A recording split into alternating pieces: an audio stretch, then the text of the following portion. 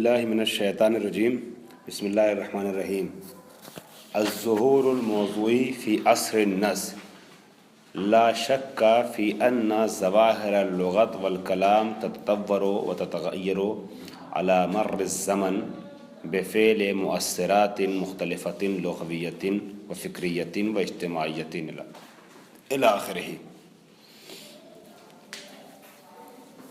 حضرات، کل کچھ تمہیدی باتیں میں نے آپ کے سامنے پیش کی تھیں، اس میں آج کی جو تمہیدی گفتگو ہے اس کا پہلا حصہ بیان کر چکا ہوں، مختصراً اشارہ اس کی طرف پھر کر رہا ہوں کہ ظہور آپ پڑھ چکے ہیں کہ ظہور یا ذاتی ہے یا موضوعی ہے۔ اگر علاقات شخصی کی بنیاد پہ ہو، فرد کے لیے، فرد معین اور فرد خاص کے لیے کوئی معنی کوئی لفظ کسی معنی میں ظاہر ہو تو وہ ظہور ذاتی کہلاتا ہے۔ علاقات لغوی اور اسالیب عامہ کی بنیاد پر ہو، عموم ایک لفظ اس معنی کو سمجھ رہے ہیں، ہے نا، تو وہ ظہور موضوعی کہلاتا ہے۔ یہ ظہور موضوعی دو طریقے کا ہوتا ہے۔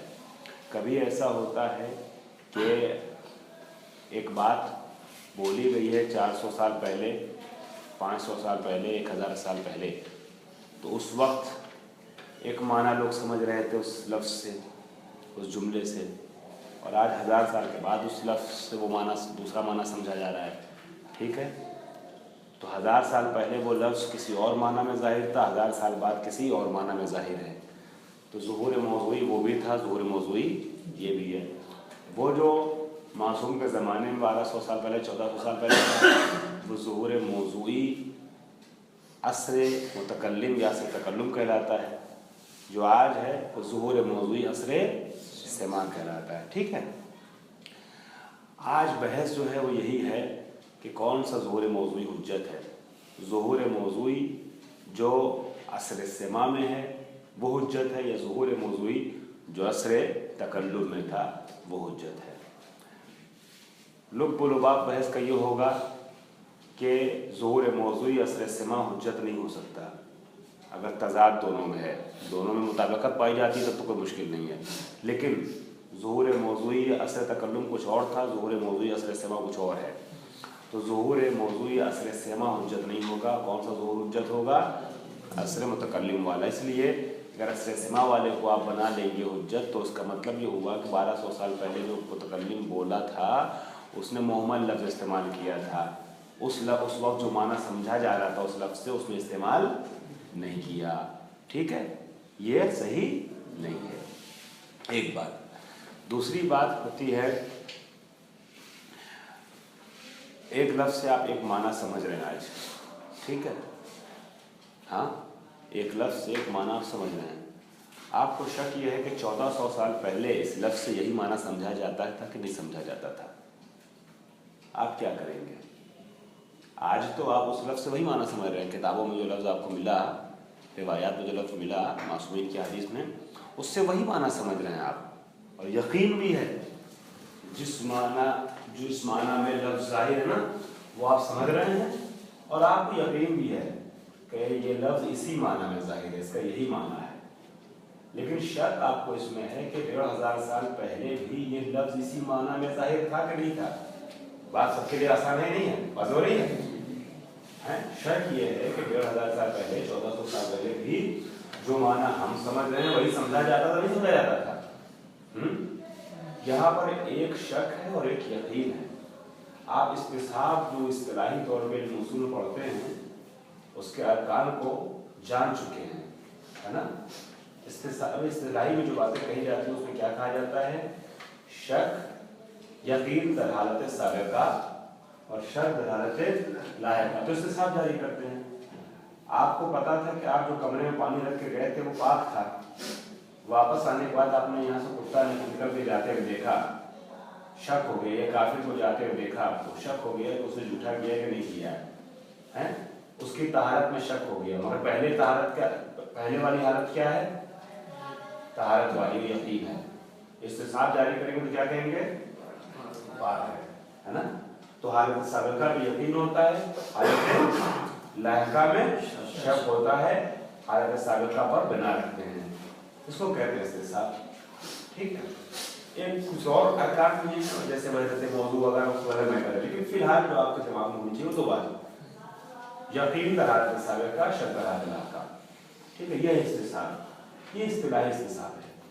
लेकिन इसके मुकाबले इसके साथ साथ एक इस्तिसाब और भी है, वो इस्तिसाब उसूल वाला मशहूर इस्तिसाब नहीं है, लेकिन उसमें इस्तिफादा वैसे ही किया जाता है जैसे इल्म उसूल वाले इस्तिलाही इस्तिसाब से इस्तिफादा किया जाता है। वो क्या है, पलट दीजिए इसको, लाहिक और साबिक को। शक दर हालत साबिका, यकीन दर हालत लाहिका। अभी आपको ये बता दिया गया, किसी ने बता दिया, दो लोगों ने, चार लोगों ने गवाही दी, आपको यकीन हासिल हो गया कि यहाँ जो ज़र्फ़ में पानी रखा है वो क्या है, पाक है। अभी की तहारत का आपको यकीन है। ठीक है, एक बाल्टी में पानी रखा है, एक हौज में पानी रखा है, एक हौज है भरा हुआ है, आपको उसकी तहारत का यकीन है। 2 घंटा पहले, 2 दिन पहले, 2 हफ्ता पहले उस हौज से पानी क्या नाम है निकाला गया था, वो पानी भी आपके फ्रिज में रखा गया है, 2 दिन पहले निकाला गया था। आने वाले ने ये कहा कि हमने 2 दिन पहले उस हौज के पास से कुत्ते को जाता हुआ देखा है ना, फर्ज किए कलीग था वो हौज, हमने उस बाल्टी के पास से, हौज के पास से कुत्ते को जाते हुए देखा है। तो अभी तो आपको यकीन है कि इस वक्त पाक है, जिस वजह से पाक हुआ हो, बदल गया हो या जो भी हो गया हो, जैसे भी हुआ हो।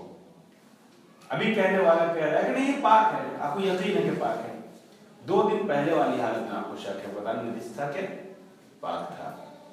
ठीक है, तो आप कहेंगे हालत साबिका वाली सूरत में शक आ गया, मगर अभी हालत लाहिका में ये पाक है ना, तो ये जो अभी पाक होने का यकीन है, इसी को आप पीछे भी लेके जाएंगे और कहेंगे जब अभी यकीन पाक है तो भाई वही पानी तो है, कहां बदलने जाने का एहतमाल है। जो पानी अभी मैं देख रहा हूं ज़र्फ़ में, वही पानी 2 दिन पहले भी था, 1 घंटा पहले भी था, 2 घंटा पहले भी था। अगर अभी पाक है पहले पाक रहा होगा, है ना।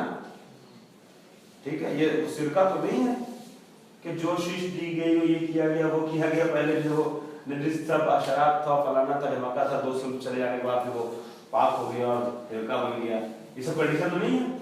आपके सामने पानी रखा हुआ है, आपको यकीन है कि पाक है, शक पहले वाली हालत में था, तो आप इस्तिसाब जारी करेंगे। ठीक है, और कहेंगे इंशाअल्लाह पहले भी पाक था। तो जो कपड़ा हमारी वाइफ ने इस हौज से धुला था हमारा, इंशाअल्लाह उससे नमाज पढ़ सकते हैं। अभी पाक है, पहले पाक रहा होगा यकीनन, मतलब वो आप आज वाले यकीन को उधर लागू कर देते हैं। इसको कहते हैं इस्तिसाब तहरी। अगर अभी पाक है तो कहरन पहले भी पाक रहा होगा, है ना। जो अभी हालत है कहरन पहले कोई हालत नहीं होगी उसकी, मगर ये कि उसके खिलाफ कोई करीना साबित कायम हो जाए, दलील कायम हो जाए, बुरहान कायम हो जाए। ठीक है, यह है इस्तिसाब तहरी। इसको आप लफ्ज वाली बहस में जाइए। होता क्या है, जमाने के ततब्बुर और तगय्युर और तबद्दुल के लिहाज से माना बदलता रहता है। ठीक है, 500 साल पहले एक लफ्ज बोला जाता था, उससे माना कुछ और समझा जाता था। 500 साल के बाद वो लफ्ज बोला जा रहा है, उससे माना कुछ और समझा रहा है। जब 500 साल पहले एक माना को समझाने के लिए कोई और लफ्ज था, 500 साल के बाद उस माना को समझाने के लिए कोई नया लफ्ज कर दिया गया। लुगत में आपने देखा होगा, आप 100 साल पहले की लुगत छपी हुई देख लीजिए, है उर्दू की, 80 साल पहले की, 70 साल पहले की लुगत देख लीजिए और अब की लुगत देख लीजिए, आपको सैकड़ों अल्फाज उसमें इजाफा मिलेंगे। इस सैकड़ों अल्फाज कहां से आए?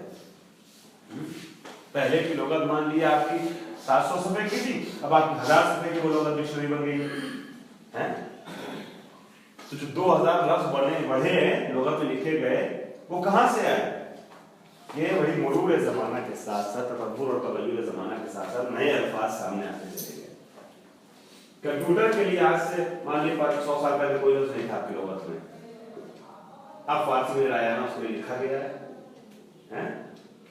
یا کسی اور بھی ہوائی جہاز کے لیے ہو سکتا ہے. ہوائی جہاز بھی بنا تو لفظ نہ رہا ہو, اب ایک لفظ آ گیا ہوائی جہاز ہے. ٹھیک ہے. تو الفاظ جو ہیں کبھی کبھی معنی کے لیے نئے الفاظ بھی کیے جاتے ہیں, اور کبھی ایسا ہوتا ہے کہ الفاظ تھے مگر کسی اور معنی میں استعمال ہوتے ہیں, کسی اور معنی میں استعمال ہوتے ہیں. یہ سب مسائل پیش آتے ہیں نا. تو اب اگر آپ نے حدیث میں کچھ الفاظ استعمال ہوتے ہوئے دیکھے ہیں اور آپ تطور زمانہ کے ساتھ 1400 سال بعد اس لفظ کو دیکھ رہے ہیں, اب آپ دیکھ رہے ہیں کہ اس لفظ سے عموم عرب یہ معنی سمجھ رہے ہیں. عموم عرب اس لفظ عربی سے جو حدیث میں استعمال ہوا یہ معنی سمجھ رہے ہیں. ٹھیک ہے. آپ کو شک ہوگا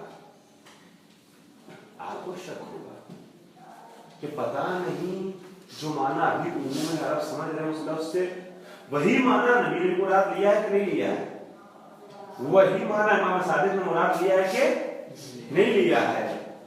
تو ایسی صورت میں استصحاب تحقیق جاری کریں گے آپ. وہ کیا ہے؟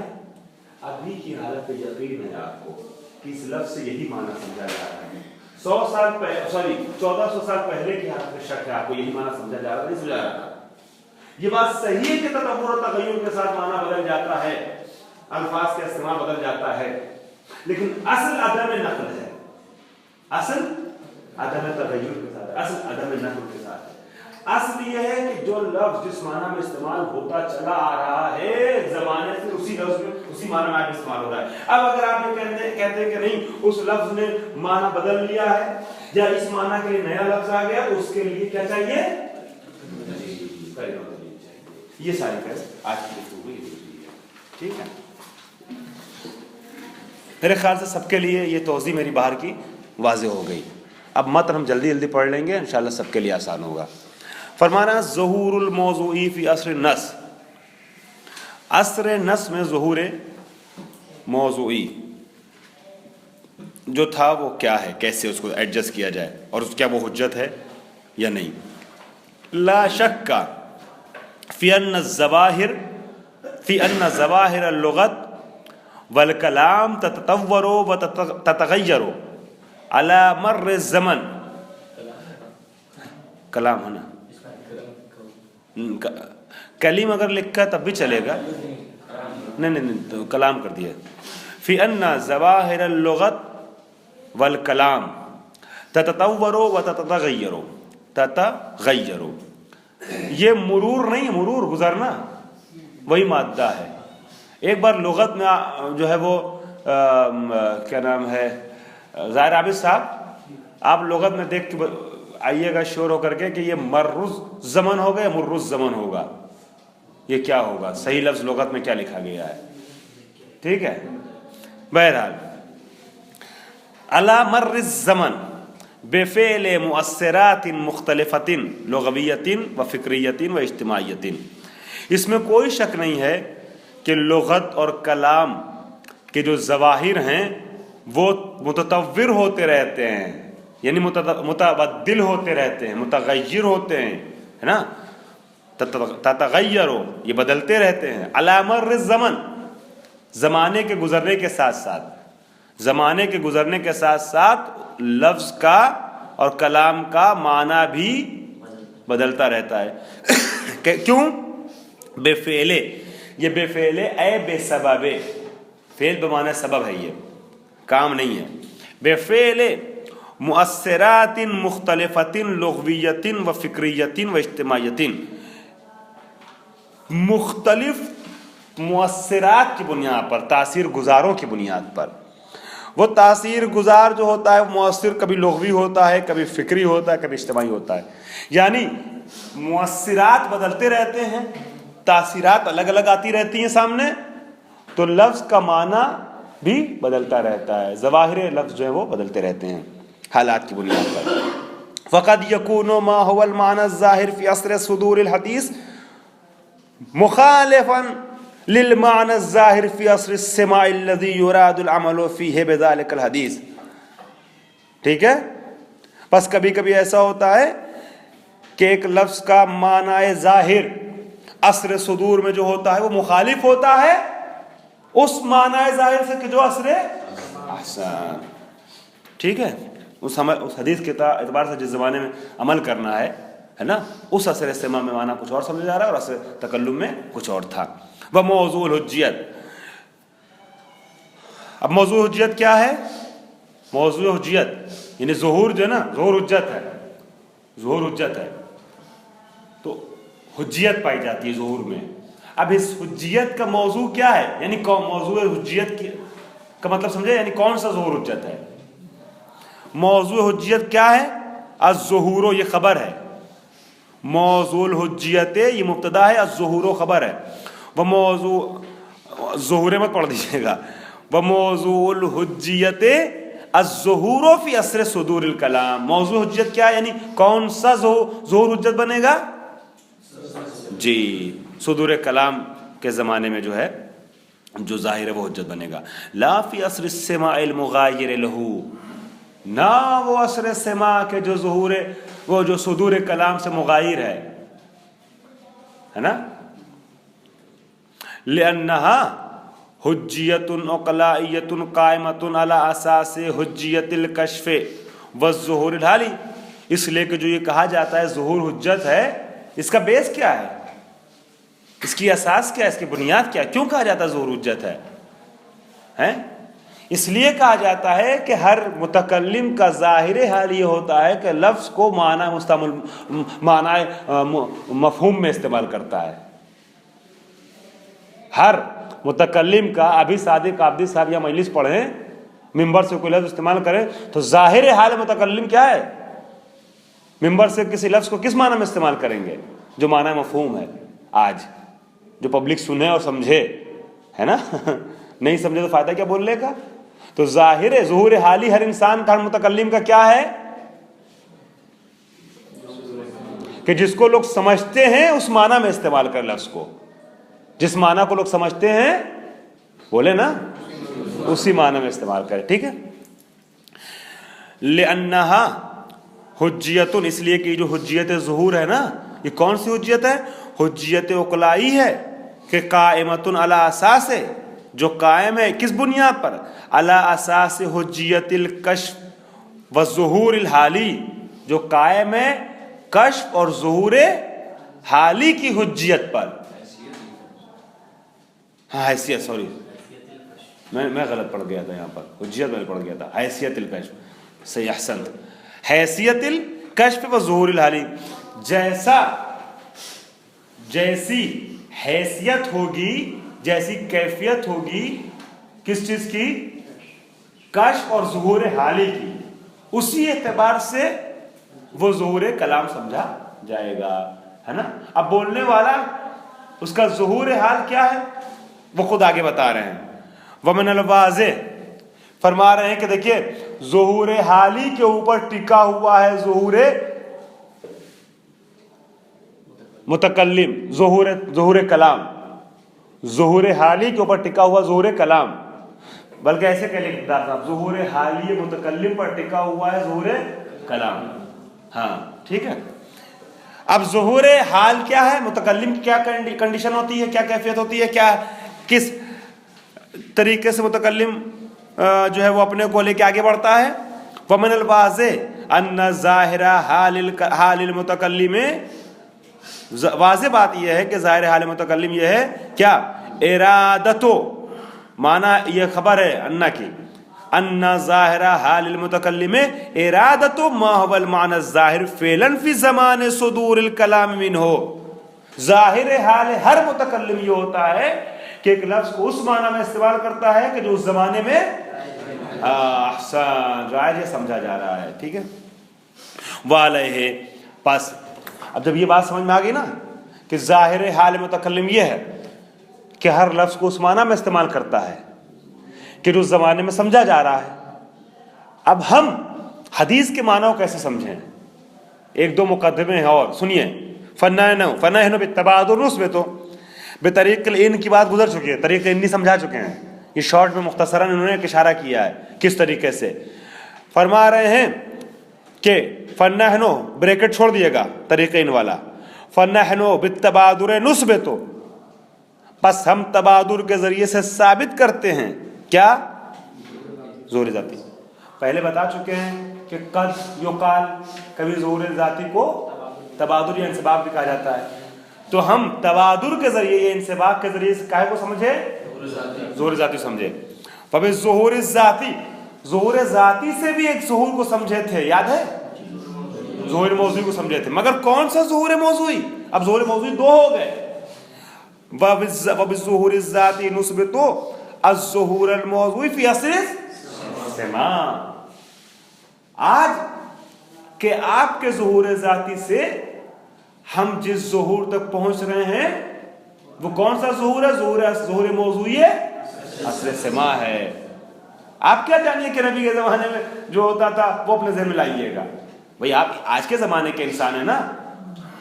ہم یہ کہتے ہیں کہ عام طور پہ انسان جو ہے وہ اپنے ذہن میں اگر کوئی لفظ کا معنی سمجھتا ہے تو وہی معنی سمجھتا ہے کہ جو عموم سمجھتے ہیں، یعنی جو ظہور موضوعی معنی چھپا ہوتا ہے وہی ظہور ذاتی میں چھپا ہوتا ہے عام طور پہ. لیکن سوال یہ کہ فیض صاحب 15ویں صدی ہجری میں زندگی گزار رہے ہیں، ان کے ذہن میں اگر کوئی معنی آئے گا جو کہتے ہیں کہ وہ پہلی صدی ہجری کا آئے گا، 14 صدی پیچھے نہیں آئی ہے، زمانے کے 7 سال چل رہے ہیں نا. تو کون سے ظہور موضوعی سے تطابق کرے گا ان کا ظہور ذاتی؟ ظہور موضوعی عصر حاضر، عصر سماع. ٹھیک ہے، عصر سماع سے مراد یہ کہ جب حدیث بیان کی جائے، جب آپ سن رہے ہوں، اس میں آ جائے گا عصر قرات بھی، یعنی جب آپ پڑھ رہے ہیں حدیث. ٹھیک ہے. اب آئیے وَيَبْقَى لَيْنَا، تو ابھی تک یہ بات سمجھ میں آئی کہ ظہور تبادر کے ذریعے، پہلی بات تبادر کے ذریعے سے ہم نے ظہور ذاتی کو سمجھا. ظہور ذاتی کی تطبیق ہم نے ظہور موضوعی پہ دی، مگر وہ والے ظہور موضوعی پہ جو عصر سماع میں ہے، عصر حاضر میں ہے. ابھی ایک مرحلہ بچا ہے، وہ کیا ہے کہ ہم اس کی تطبیق ظہور موضوعی عصر تکلم یا عصر صدور پہ کیسے اس کی تطبیق کرائیں. وَيَبْقَى عَلَيْنَا أَن نُثْبِتَ، اور ہمارا اصل موضوع بحث تو وہی ہے نا، ہماری اصل گفتگو تو اسی ظہور کے بارے میں ہوگی، کیونکہ ہمیں کیا نام ہے ہاں حجت جو بنانا ہے وہ کس کے قول کو بنانا ہے؟ معصوم کے قول کو بنانا ہے. وَيَبْقَى عَلَيْنَا أَن نُثْبِتَ، اب ہمارے لیے ایک بات باقی رہ گئی ہے، وہ کیا ہے کہ ان نثبت ان الظہور الموضوعی فی عصر السماع مطابق للظہور الموضوعی فی عصر الکلام الذی ہوا موضوع الحجیت، کہ ہم ثابت کریں کہ وہ ظہور جو آج سمجھا جا رہا ہے یہ مطابق ہے اس ظہور کے جو نبی کے زمانے میں سمجھا جا رہا تھا. یعنی ہم یہ اس بات کو ثابت کریں کہ نبی کی حدیث سے جو معنی آج ہم سمجھ رہے ہیں وہی معنی نبی کے زمانے میں سمجھا جاتا تھا، اسے ثابت کرنا ہے. ٹھیک ہے. فرماتے ہیں وَهَذَا مَا نُثْبِتُهُ بِأَصْلٍ عُقْلَائی، آپ کیسے سمجھے ثابت کریں گے کہ اس لفظ سے جو معنی آج عرب سمجھ رہا ہے کل کا بھی عرب وہی سمجھ رہا تھا. وَهَذَا مَا نُثْبِتُهُ بِأَصْلٍ عُقْلَائی، یہ وہ چیز ہے جس کو ہم ثابت کرتے ہیں اصل عقلائی کے ذریعے سے، اصل شرعی کے ذریعے نہیں، اصل عقلائی کے ذریعے سے. یطلق علیہ اصالت عدم النقل، جس کے اوپر اطلاق کیا جاتا ہے کس عنوان کا؟ اصالت عدم نقل کا، جو میں خارج سے آپ کے سامنے پیش کر چکا ہوں. وقد نسمیہ باصالت الثبات فی اللغت، اس کا دوسرا نام کیا ہے؟ اصالت الثبات فی اللغت. اصل عدم نقل بھی اسے کہہ سکتے ہیں آپ، اصل ثبات بھی کہہ سکتے ہیں، ثبات فی اللغت بھی کہہ سکتے ہیں. ٹھیک ہے. وَهَذَا الْأَصْلُ الْعُقْلَائی، یہ دونوں ایک ہی چیز ہیں، اصل عدم نقل اور اصل ثبات فی اللغت جو دونوں ایک ہی چیز ہیں.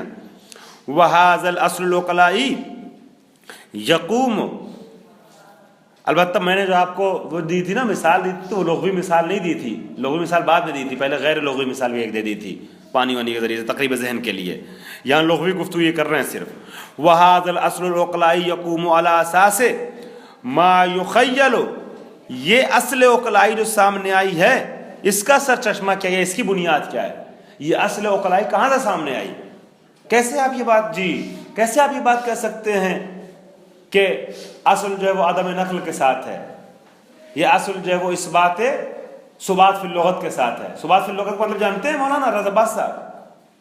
اس کو سادہ لفظوں میں بیان کریں کیسے بیان کریں؟ ثبات فی اللغت کا مطلب یہ ہوگا کہ جس لفظ کا جو معنی لغت میں پہلے رائج تھا وہی ابھی بھی ہے. ہاں لغت بدلتی نہیں. ہاں جو آج رائج ہے وہی پہلے بھی رائج تھا، لغت بدلتی نہیں ہے بقول صادق صاحب کے. ٹھیک ہے، تو کہہ رہے ہیں کہ اب اس اصل عقلائی کی بنیاد کیا ہے؟ فرما رہے ہیں کہ وَهَذَا الْأَصْلُ الْعُقْلَائِ يَقُومُ عَلَىٰ أَسَاسِ مَا يُخَيَّلُ، یخیل ہے یہ ضمے کے ساتھ، مَا يُخَيَّلُ لِأَبْنَاءِ الْعُرْف، ابناء عرف یعنی اعضائے عرف، اعضائے معاشرہ. ابناء عرف سے مراد جو ہے وہ کیا ہے؟ اعضائے معاشرہ، اعضائے اجتماع. لِأَبْنَاءِ الْعُرْف نَتِیجَةً لِلتَّجَارُبِ الشَّخْصِیَّہ، دیکھیں ہر انسان کو کچھ تجربے حاصل ہوتے ہیں، وہ تجربہ شخصی کہلاتا ہے. تو اب تجارب، کئی لوگوں کے تجربے ہو گئے مختلف طریقے کے تجربے، تو وہ تجارب شخصیہ کہلائیں گے. ٹھیک ہے، اکٹھا کر کے تجربوں کو جمع کر دیں گے تجربے کو، تو تجربیہ تجارب ہو جائے گا. تو ہاں من استقرار اللغت و ثباتها، ابھی تک جملہ مکمل نہیں ہوا ہے، ابھی بات ادھوری ہے، میں توڑ توڑ کے چل رہا ہوں ایک ایک لفظ کا ترجمہ کرتے ہوئے. اور یہ جو اصل عقلائی ہے یعنی اصل ثبات فی اللغت، یہ قائم ہے اس خیال کی بنیاد پر، اس تخیل کے اساس پر، کہ جو تخیل کیا ہے، جو خیال کیا ہے، جو کیا سوچا جاتا ہے ابناء عرف کے لیے، معاشرے میں رہنے والوں یعنی انسانوں کے لیے کیا سوچا جاتا ہے؟ من استقرار اللغت و ثباتها. ٹھیک ہے، کہ لغت جو ہے وہ کیا ہے؟ قائم اور دائم ہے، مستقر ہے، باقی ہے، ثابت ہے. فإن الثبات النسبی والتطور البطئی للغت. اچھا ٹھیک ہے، آپ کہہ رہے ہیں کہ لغت میں استقرار پایا جاتا ہے، ثبات پایا جاتا ہے، جبکہ ہم نے یہ دیکھا ہے کہ بہت سے لفظ کے معنی بدل گئے ہیں، بہت سے معنی کے لیے نئے لفظ آ گئے ہیں. تو کہاں استقرار ہوا، کہاں ثبات ہوا؟ کہہ رہے نہیں، یہ تبدل اور تغیر جو ہے وہ نسبی ہوتا ہے، اقل ہوتا ہے، کم ہوتا ہے. بطی مطلب جانتے ہیں کون؟ سست، بہت دھیرے یہ تغیر ہوتا ہے. ٹھیک ہے، اگر 10,000 لفظ تھے تو 100 سال میں 10,000 لفظ میں سے 10 لفظ کا معنی بدلتا ہے، بس 10,000 میں سے 10 کا، یعنی 1% سے بھی کم کا تغیر پیش آتا ہے. ٹھیک ہے، تب اس 0.1% کے تغیر کی بنیاد پر، یعنی 1% کا بھی کیا کون سا حصہ ہو رہا ہے؟ 100واں یا 10واں؟ حسن عباس صاحب، ہاں 0.1، 1 نہیں، 0.1 پوائنٹ کیا نام ہے 0.1 ایسے کہیے. 0.1 یعنی 1% کا بھی 10واں حصہ ہے اگر تغیر آ رہا ہے تو کتنی بطی، کتنا سست یہ تغیر لغت میں واقع ہوا ہے. اب اس جو ہے 0.1 کے تغیر کو دیکھتے ہوئے کیا آپ تمام لغتوں کو اور تمام حدیثوں کو، تمام روایتوں کو، تمام تاریخ کو زیر سوال لا دیں گے؟ فإن الثبات النسبی والتطیر البطی للغت، پس جو ثبات نسبی پایا جاتا ہے نا، ثبات نسبی یعنی نسبتاً ثبات پایا جاتا ہے. نسبتاً اس لیے کہہ دیا کہ آپ 100% مخالف ہو گئے تو 99.9% تو ثبات ہے. ٹھیک ہے، تو ثبات نسبی جو اس میں پایا جا رہا ہے، اور تغیر بطی جو لغت میں ہے، یعنی ثبات جو ہے وہ تقریباً پورا ہے، تغیر بہت سست ہے، بہت ہلکا ہے. تو اس ثبات نسبی اور تغیر بطی کی بنیاد پر یوں ہی فإن الثبات، یہ ثبات یہ وحی کرتا ہے، یعنی دماغ میں ڈالتا ہے للافراد الاعتیادین، ان لوگوں کے جو عادی افراد ہیں، ہے نا، معتدل افراد ہیں، عادی افراد ہیں، معمولی یعنی بہت زیادہ شکاک و کاک نہیں ہیں، افراد عادی. ٹھیک ہے، بے فکرت عدم تغیرها و تطابق ظواہرها علی مر الزمان. یہ جو نسبی ثبات ہے یعنی 99.9% ثبات پایا جا رہا ہے لغت میں اور تغیر جو بہت بطیء ہے بہت ہلکا سا ہے تو یہ تغیر معمولی یا ثبات نسبی یہ عام لوگوں کے عادی لوگوں افراد عادی کے ذہنوں میں اس چیز کو ڈالتا ہے کہ لغت میں تغیر ٹھیک ہے لغت میں تغیر نہیں ہے زمانے کے لحاظ سے. بے فکرت عدم تغیرها و تطابق ظواہرها علی مر الزمان. جو آج معنی سمجھ رہے ہیں اس کی مطابقت کیجئے گزشتہ والے ظاہری معنی پر. ٹھیک. وہذا ایحاء یہ مصدر ہے نا وحی سے بنایا ہے اور یہ جو یوں ہی کہتا نا باب فعل سے تو مصدر باب فعل سے لائیں. اب یہ جو ایحاء ہے نا یہ دماغ میں ڈالا جا رہا ہے یا ڈالا گیا دماغ میں ڈالا جانا یہ کیا ہے وَإِنْ كَانَ خَادِعًا اگرچہ دھوکے میں مبتلا کر سکتا ہے. کبھی ہو سکتا ہے اس ایحاء کی بنیاد پر آپ یہ سمجھ لیں کہ جو معنی ہم سمجھ رہے ہیں وہی نبی کے زمانے میں سمجھا جاتا تھا لیکن اس میں امکان اس چیز کا ہے کہ خلاف اصل سمجھ لیں آپ خلاف واقع سمجھ لیں آپ. اگرچہ خادع ہے یہ وَمَنْ يُخَادِعُ اللَّهَ يُخَادِعُونَ اللَّهَ بھی آیا ہے اس طرح کے کلمات آئے نا تو خدا یعنی دھوکہ دینا اگرچہ یہ دھوکے میں ڈال دینے والا ہے مطلب کبھی کبھی گڑبڑ بھی ہو سکتا ہے لیکن کیونکہ 100% نہیں ہے ثبات لغت میں. ثبات کون سا ثبات نسبی ہے نا تو اب دھوکہ ہو سکتا ہے کبھی لیکن پھر بھی وَلَكِنَّهُ عَلَىٰ أَيِّ حَالٍ ایحاء عام استقر بموجبه البناء العقل بموجبه ہے نا ولیکن بہرحال جو بھی ہے ٹھیک ہے دھوکہ ہو سکتا ہے اس میں کبھی کبھی لیکن پھر بھی ہر صورت میں بہرحال علی ای حال ولیکنہ علی ای حال ایحاء عام استقر بموجبه البناء استقر کا فاعل ہے البناء استقر بموجبه البناء العقلاء على الغاء احتمال التغیر فی الظہور باعتبارہ حالتا استثنائیتا نادرتا تنفى بالاصل. ٹھیک ہے باعتبارہ کا مفعول ہے مفعول ثانی حالتا استثنائیتا نادرتا تنفى بالاصل. ٹھیک کہہ رہے ہیں کہ اگرچہ دھوکہ ہو سکتا ہے لیکن پھر بھی یہ وہ چیز ہے کہ جس پر بنائے عقلائی استوار ہوئی ہے نا اور یہ عموم اس چیز کو سمجھتے ہیں کہ لغت میں ثبات پایا جاتا ہے عدم تغیر جو ہے وہ اصل ہے لغت میں. ٹھیک ہے میں اس کا ایک لفظی ترجمہ کر دیتا ہوں. مفہومی ترجمہ کچھ نئی چیز نہیں جو میں پہلے بتا چکا وہی ہے کہ ثبات نسبی ہے. ثبات نسبی مطلب کیا ہوا کہ زیادہ تر کلمات زیادہ تر نہیں بلکہ 90.99% کلمات ایسے ہیں کہ جو زمانے گزرنے سے بدلتے نہیں ہیں. ہم مانتے ہیں تھوڑے بہت بدلتے ہیں تو تھوڑے بہت بدلنے کی وجہ سے اس بات کا احتمال ہے کہ کبھی ہو سکتا ہے کبھی کسی موقع پہ ایسا ہو جائے ایک لفظ سے آپ معنی کچھ اور سمجھو معصوم مراد کچھ اور لی ہو لیکن وہ 0.1% جو ہے وہ آپ کو نہیں ابھارتا ہے بنائے عقلائی کے خلاف عمل کرنے کے لیے کی طرف. بنائے عقلائی کیا ہے ثبات فی اللغت. عام طور پہ لوگ کیا مانتے ہیں ثبات فی اللغت کو. اب ہو سکتا ہے خدا ہو جائے دھوکے کا امکان ہے مگر بہت ہلکا سا ہے 1% سے کم احتمال خدا آپ کو 90% کو اگنور نہیں کرنے کی اجازت دے گا بلکہ آپ 90.9% پہ آپ عمل کریں گے. ٹھیک ہے اور آپ یہ کہیں گے کہ جو ہم سمجھ رہے ہیں وہی معصوم نے بھی کہا ہوگا اور اس زمانے کے لوگ یہی سمجھتے ہوں گے. ٹھیک ہے میں لفظی ترجمہ کرتا ہوں.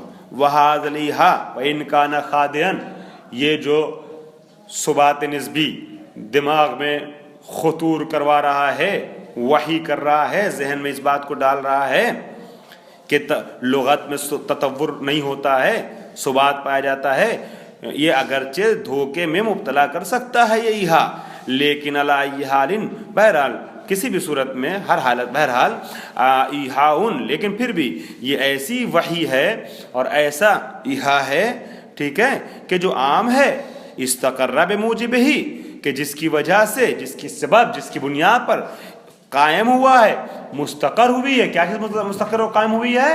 بنائے وکلائی، اس بات کے اوپر بنائے وکلائی قائم ہوئی ہے کہ علی الغائے احتمال تغیر فی الظہور، کہ احتمال تغیر فی الظہور کو لغو مانا جائے، اس کو اگنور کر دیا جائے، ٹھیک ہے، اس سے چشم پوشی کر دی جائے، بے اعتبار ہی. کیوں کیا نام ہے احتمال تغیر سے چشم پوشی کر لی جائے؟ اس لیے کہ بے اعتبار ہی یہ فرض کیا جائے گا کہ یہ اعتبار تغیر جو ہے نا، احتمال تغیر یا تغیر ہی، یعنی احتمال تغیر یا تغیر، یہ حالتن یا حالتن، یہ ایسی حالت ہے کہ جو حالت استثنائی ہے اور نادر ہے، جو اصل کی بنیاد پہ، جس اصل کا ذکر ہوا بھی اس اصل کی بنیاد پہ اس کی نفی ہو رہی ہے، یعنی تغیر جو ہے اس سے چشم پوشی کر لی جائے گی. حالت نادرہ ہے، ظاہر سی بات ہے. حالت کیا نام ہے رائجہ جو ہے وہ یہی ہے کہ ثبات پایا جاتا ہے. کبھی کبھی کا دکا مورد ایسا آ جاتا ہے کہ معنی بدلا ہے، تو آپ اکثریت کو دیکھتے وہ سے 1-2% سے کیا ہے کا دکا سے چشم پوشی کر لیں گے. بے امضاء الشارع، تو ابھی تک یہ بات سمجھ میں آ گئی. اب اس کو شرعی رخ دے رہے ہیں. یہ اس بات فی اللغت ہے، یہ اصل عدم نقل، یہ کون سی بنا ہے؟ بنائے شریعت نے نہیں کہا ہے، یہ عقل نے کہا ہے، ٹھیک ہے، بنا عقلائی ہے کہ تغیر نہیں ہوتا ہے لغت میں. اس کو شرعی رنگ کیسے دیا جائے؟ فرما رہے ہیں کہ جب یہ بات ثابت ہو گئی کہ عقلا یہ سمجھتے ہیں کہ لغت میں تغیر نہیں پایا جاتا ہے، اور اگر اکا دکا پایا بھی جاتا ہے تو اس میجارٹی کو، بڑی میجارٹی کو دیکھتے ہوئے اس سے چشم پوشی کریں گے. ہوگی بات؟ کہہ رہے ہیں کہ ہم اس پر عمل کر لیں گے اس وجہ سے کہ شارع نے جی ٹھپا لگا دیا اس کو. بے امضاء الشارع، شارع کے مہر لگانے کے بعد للبناء المذکور، بنا مذکور کون سی بنا؟ جی بنا وکلائی مذکور، نسبہ تو ہم ثابت کریں گے شرعی طور پہ بھی، شرعیتاً از ہے سے، یہ شرعیتاً تمیز ہے، نسبہ تو شرعیتاً ہے نا، شرعیتہ اس حالت مت پڑھیے گا، شرعیتاً تمیز ہے، نسبہ تو ہم ثابت کریں کس جہت سے؟ شرعی اعتبار سے، شرعی جہت سے. کس مفعول کیا نسبتوں کا؟ اصالۃ عدم النقل، اصالۃ عدم النقل کو، اور اصالۃ الثبات، ٹھیک. ولا یعنی الامضاء. اچھا اب ایک بات اور سن لیجئے، اس کا مطلب یہ مت سمجھیے گا کہ یہ جو دماغ میں وہی ہوئی ہے اس کو شارع نے ڈائریکٹ امضا کیا ہے، اس لیے کہ اس میں خطا کا امکان تو ہے نا. تو بات وہی ہے مگر ذرا سا بدل کے انہوں نے کہا ہے. اس کا مطلب یہ نہیں ہوا کہ شارع نے تصویب کی ہے اس ایحاء مذکور کی. وہی دماغ میں کیا ہے؟ دماغ میں کیا بات خطور ہوئی ہے؟ عدم تغیر. کہہ رہے نہیں، اس جو یہاں پہ نہیں کہا تھا وہی لفظ سنیے، پڑھیے نا، یہاں پر کیا ہے، فرما رہے ہیں کہ میں سیم وہی جملہ یہاں یوں ہی فإن الثبات النسبی ہے نا والتطور البتی للغت یوحی الافراد. ثبات نسبی اور تطور بتی یہ وحی کرتا ہے، ذہن میں ڈالتا ہے نا. تو فرما رہے ہیں اس وحی کی ڈائریکٹ امضا نہیں، وہ تصویب نہیں کیا اس وحی کو ڈائریکٹ شارع نے. وَإِنَّمَا، پھر کیا کیا شارع نے؟ وَإِنَّمَا یعنی اس امضا جو ہم نے بھی کہا نا کہ امضا شارع کے امضا کے ذریعے سے ہم ثابت کر لیں گے کہ عدم تغیر کو مانیں گے اور اصل ثبات کو مان لیں گے، اصل عدم نقل کو مان لیں گے. ہے یہ جو ہم نے لفظ امضا استعمال کیا، اس کا مطلب کیا ہوا؟ اس امضا کا مطلب ایحاء پر امضا نہیں ہے، پھر کاہے پر امضا ہے؟ وَإِنَّمَا یعنی اس سے مراد کیا لیا جائے گا اس امضا سے؟ ولا یعنی دیکھیے عبارت پڑھنے میں مفہوم تو میں نے پیش کر دیا، عبارت پڑھنے میں آپ کو دشواری نہ ہو کل، اس لیے امضاؤں کو فاعل مانیے گا یعنی کا. ولا یعنی الامضاء تصویب الشارع، یہ امضا جس کا ہم نے ذکر کیا یہ امضا مراد نہیں لیتا بیان نہیں کرتا ہے تصویب شارع کو ڈائریکٹ ایحاء مذکور کے لیے. وَإِنَّمَا یعنی کا فاعل وہی ہوا ہے جو امضا سے پڑھ رہا ہے. یہ امضا یہ امضا مراد لیتا ہے, یہ امضا بیان کرتا ہے کس چیز کو؟ من الناحیت التشریعیت, از جہت تشریع جعلہ ہے, وَإِنَّمَا یعنی من الناحیت التشریعیت جعلہ, یہ مفعول ہے یعنی کا. ٹھیک, تشریعی رخ سے, تشریعی جہت سے, از جہت تشریع شارع نے جو یہ جو امضا کیا نا, یہ امضا کیا ہے؟ جعلہ. یہ امضا اس کا مطلب کیا ہے؟ جعلہ احتمال التطابق حجتاً ما لم یقم دلیل علی خلافہ. گویا شارع نے احتمال تطابق کو حجت قرار دیا ہے. ٹھیک ہے, احتمال تطابق کو حجت, یعنی من الناحیت تشریعیت جعلہ.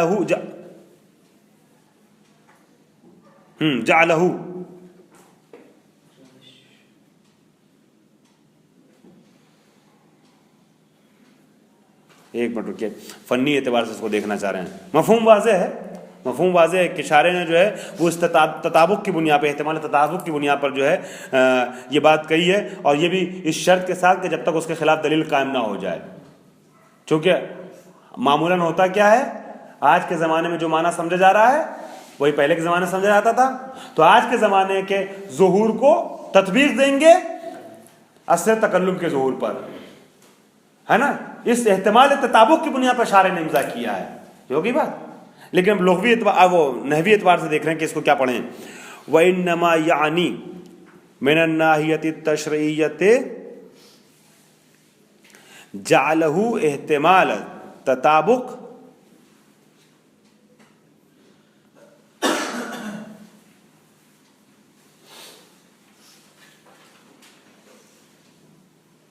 جعلہ کی ضمیر کی طرف پلٹائی جائے گی, یہ میٹر ہے. تصویب کی طرف پلٹائیں کہ نہ پلٹائیں؟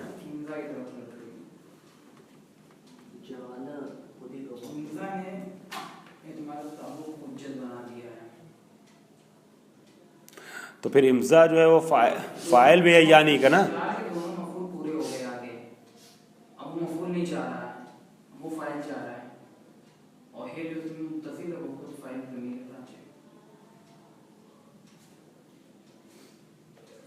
فاعل کی نہیں, یہ تو مفعول ہی کی ضمیر ہے نا. وَإِنَّمَا یعنی من الناحیت التشریعیت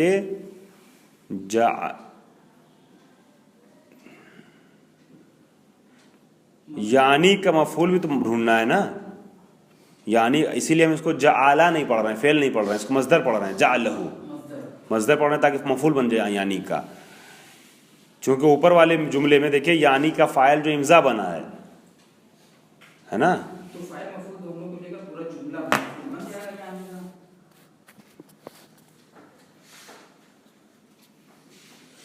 وَإِنَّمَا یعنی من الناحیت التشریعیت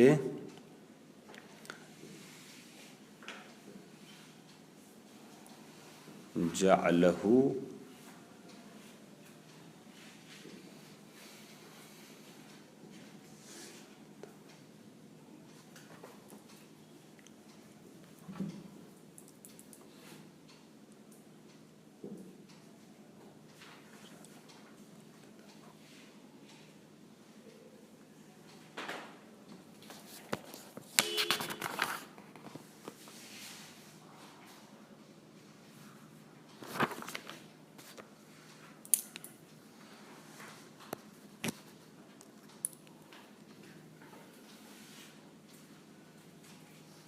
اصالۃ الثبات پر تو جملہ مکمل ہو گیا تھا ولا یعنی سے پہلے.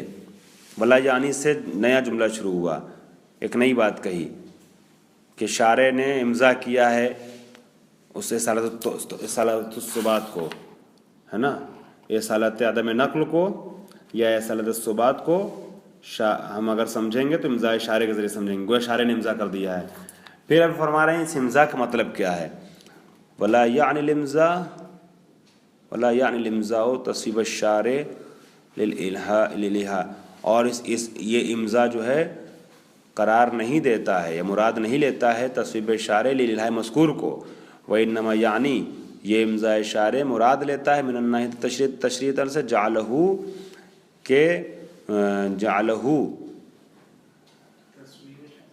کہ اس نے اس امضاء نے امضاء شارع نے تصویب کو،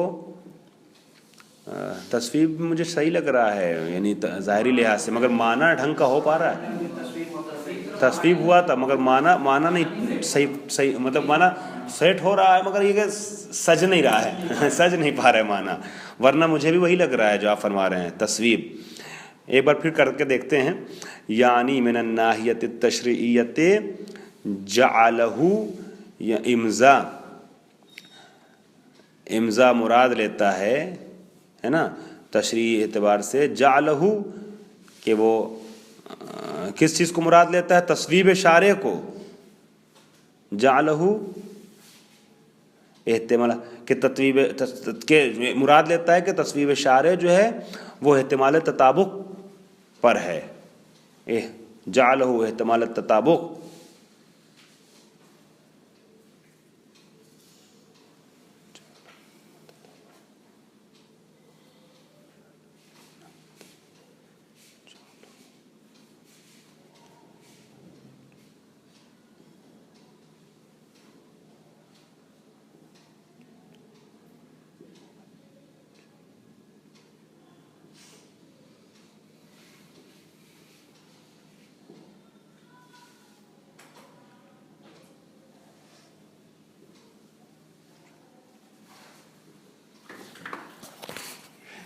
ایک سیکنڈ صادق صاحب پش کیجیے۔ بہرحال چلیں، کافی گفتگو ہوئی، بحث مباحثہ ہوا اس جملے کو لے کر کے۔ اس نحوی بحث میں ہم لوگ جو ہیں وہ اصل مطلب کو نہ بھول جائیں، اس پہ آپ لوگ بھی غور کیجیے گا۔ ظاہر عابد صاحب آپ کو ڈبل غور کرنا ہے، ٹھیک ہے؟ نہیں ڈبل کو ادھر بھی یہ علی العموم ہے، وہ آپ کا علی الخصوص تھا۔ انشاءاللہ نیکسٹ جلسے میں اس پہ نحوی اعتبار سے بحث کی جائے گی۔ شہید صدر نے استعمال کیا ہے اور کچھ نہ کچھ اس میں سر موجود ہے، اس کو دیکھیں گے۔ مفہوم جو ہے بہرحال طے ہو گیا کہ بنائے عقلاء اس بات کے اوپر ہے کہ وہ اصل ثبات فی اللغت یا اصل عدم نقل کو مانتے ہیں، اور ہم امضاء شارع کے ذریعے سے اس چیز کو سمجھ لیتے ہیں کہ اصل جو ہے وہ ثبات فی اللغت کے ساتھ ہے اور عدم نقل کے ساتھ ہے، ٹھیک ہے؟ اب شارع نے جو امضاء کیا ہے اس کو، تو وہ کس اعتبار سے کیا ہے؟ وہ اس اعتبار سے کیا ہے کہ اصل تطابق کو مد نظر رکھا ہے شارع نے، اصل تطابق فی الظہورین، کہ ہاں وہ ظہور جو اصل استمام ہے، وہ ظہور جو اصل نص میں ہے، ان دونوں میں تطابق پایا جاتا ہے۔ جو معنی آج سمجھا جا رہا ہے اصل یہ ہے کہ وہی معنی پہلے بھی سمجھا جا رہا تھا، مگر یہ کہ اس معنی کے خلاف تو دلیل قائم ہوئی ہو، ٹھیک ہے؟ الحمدللہ رب العالمین۔